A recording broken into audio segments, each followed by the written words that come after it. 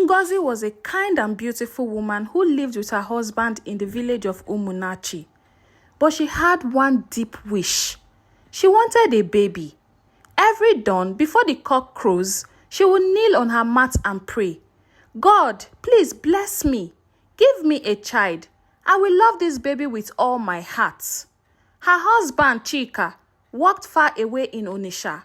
He sent money home and visited when he could. Whenever he came home, neighbors would ask teasingly, "Chika, when are we coming to eat rice for your baby's naming?" Ngozi would force a smile, but inside, she felt empty and ashamed. One day, a neighbor from the next village visited. She leaned close and whispered, "Ngozi, why are you suffering like this? Go and see Mami Foma. She helps women who can't have babies." Ngozi's eyes lit up with hope. "Is she real?" "Very real, Ngozi.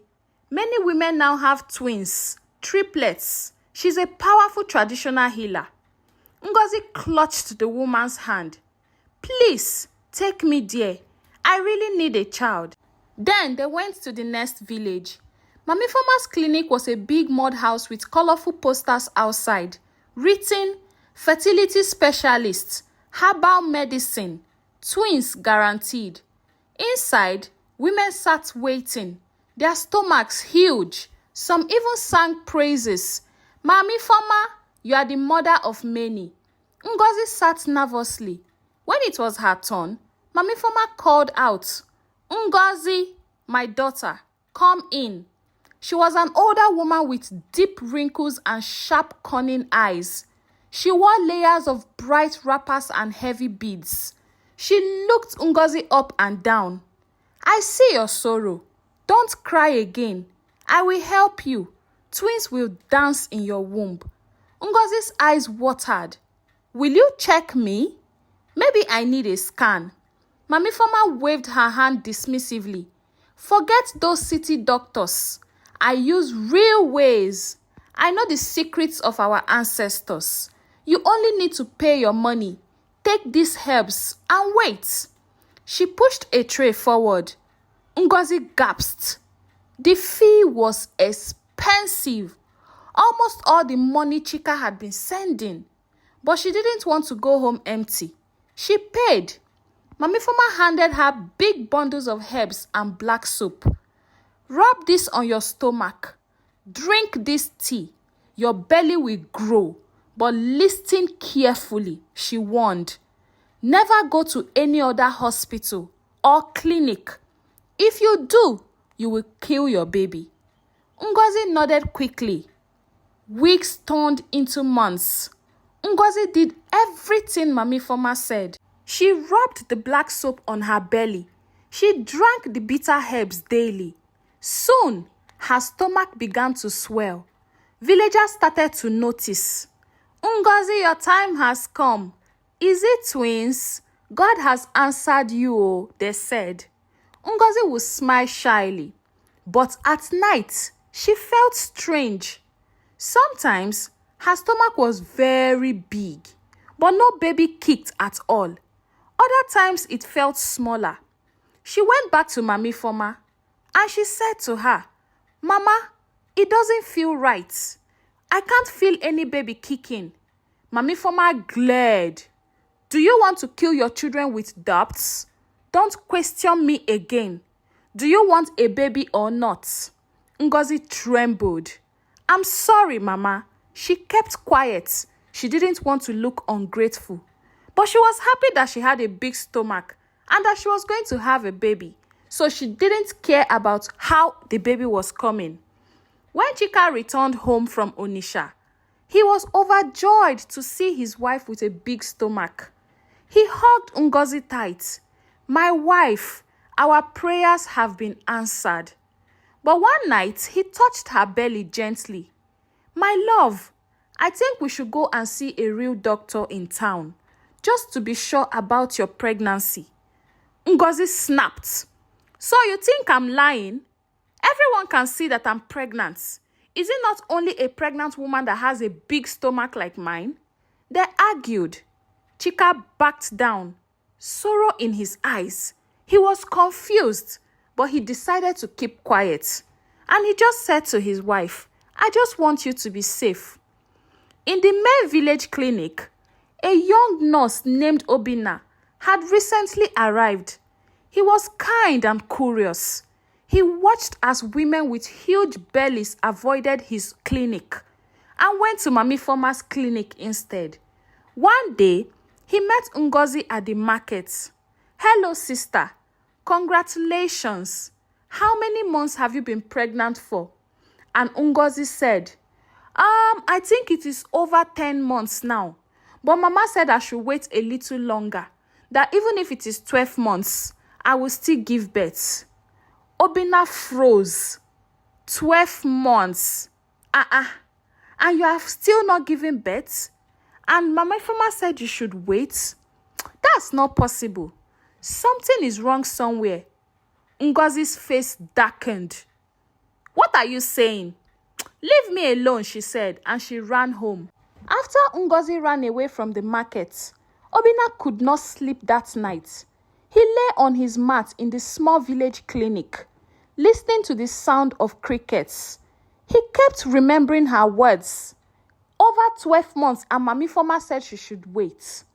He said, "No, something is wrong somewhere, and I must find out. It is impossible. I must find out what is going on." The next morning, Obinna left the clinic early. He sat quietly under a big mango tree near Mami Forma's clinic. He watched as desperate women arrived with bags of money. He saw Mami Forma laughing, praising them loudly. "Don't worry, twins will dance in your womb, oh, trust me." She collected thick bundles of cash, wrapped them in clothes, and handed them small bags of herbs and black soap. Obinna squinted. "That's not medicine. That's robbery. What exactly is this woman giving to these women?" One evening, he heard two men in the village talking. "I hear Mami Forma has a back compound she guards like gold. My uncle says no one is allowed there. They say she does something bad inside." Obinna felt his heart beat faster as he eavesdropped on these boys. "I have to see for myself," he said. That night, he put on his old sandals quietly. He tied a piece of dark cloth around his head to blend with the night. Obinna followed the narrow bush paths behind Mami Forma's house. The moon was bright enough for him to see.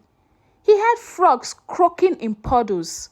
He tiptoed carefully so the dry leaves wouldn't crack loudly. At the back of the compound, he saw a short rickety fence. He crouched low. Beyond it was a line of mud huts with small windows sealed with iron bars. There was a dim lantern burning outside. He heard muffled crying. He moved closer and pressed his ear against the wooden door of one of the huts. He heard soft voices saying, my baby, I want to go home." Obinna felt a chill.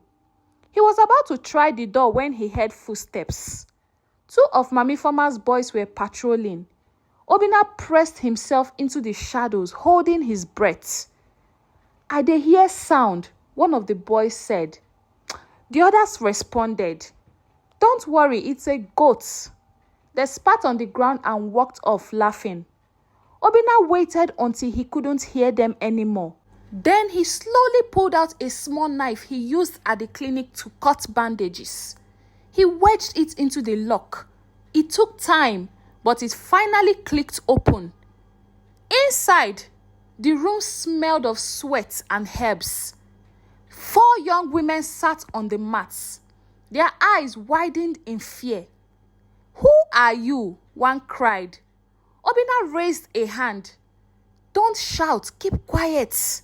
I am a nurse. I want to help you." They huddled together. "We can't leave. That woman will beat us. We are pregnant. They said if we don't obey, they will kill us." Obinna felt sick. He knelt down. "Listen to me. I can't free you tonight, but I need proof. Please tell me everything. I will help you. And they began to cry. One by one, they told him how they were brought from far villages with lies of jobs, how men were forced on them, how they were beaten if they refused, how they get pregnant, and the babies were taken once they give birth. Obinna wrote down their names and their villages in a tiny notebook. I will come back, but tomorrow there will be a meeting. I want you to speak the truth. Can you be brave? The oldest girl nodded.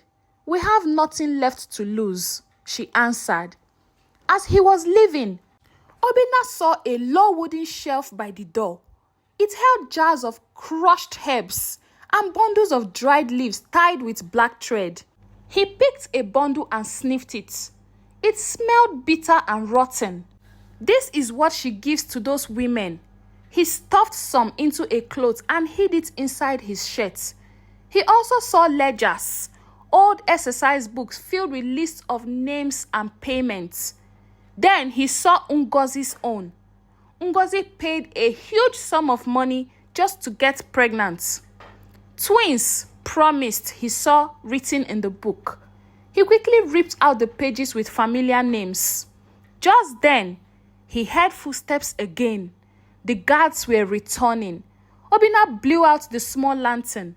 He whispered to the girls, "Stay silent." He slipped behind a sack of cassava. The door opened.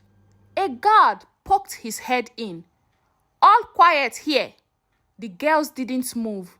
The guard shrugged and closed the door again. Obinna waited until he was sure the coast was clear. He then slipped outside, pressed his back to the mud wall, and crawled along the fence until he was safely in the bush. He ran all the way back to his tiny clinic, panting and sweating. He lit his small lantern and spread the herbs, the ripped ledger pages, and his notes on the table. "This is enough," he whispered. He didn't sleep that night. At dawn, he went to the elders' houses. He knocked on doors, waking them. "Please, there's something you must see." He showed them the herbs. He read out the payment records. "She is selling babies. She is lying to our women. She is holding young girls hostage. We must stop her today." By afternoon, Obinna went back to the hut with 3 elders and 2 strong young men. They kicked the door open. The captive girl screamed at first, then saw Obinna. "It's okay," he said to them gently. "These men will protect you. Come out." The elders gasped when they saw the girls with swollen bellies and bruised arms. "My God!" one of the elders shouted. Obinna spoke quietly to the girls. "Today, at the meeting, please tell them what Mami Former did. We will not let her harm anyone again." The oldest girl nodded firmly. "We will speak." Obinna and the elders took the rescued girls to a safe place. They gave them water and food. Then the town crier beat his drum, calling all villagers to the square. "Come one, come all. A meeting. A terrible secret will be revealed." Obinna stood with his heart beating fast, holding the herbs and the receipts. The girls stood beside him, trembling but determined. When the crowd gathered, Mami Former arrived with her wide smile and her shoulders held up high. But Obinna faced her with steady eyes. "Today, you will not lie." He held up the herbs. "This is what you sold. It only inflates their bellies. There are no babies in that stomach. Then you take this young girl's children and give it to the women who are desperately looking for children." He waved the ripped ledger. "Here are the payments. You promise babies like you are selling yams in the markets." He turned to the girls. "Speak." And then one by one, their voices shook the air. And they said, "She locked us up. She forced men on us. They got us pregnant. When we give birth to the child, they stole our babies and give them to these women." Obinna went ahead to explain better. And he said, Mami Former runs a baby factory. She kept these girls hostage, made them have babies, and sold babies to desperate women. Meanwhile, she gave paying women special herbs that inflated their stomachs, making them look pregnant. 9 months later, she will announce it's labor time. She will shut them in a dark room.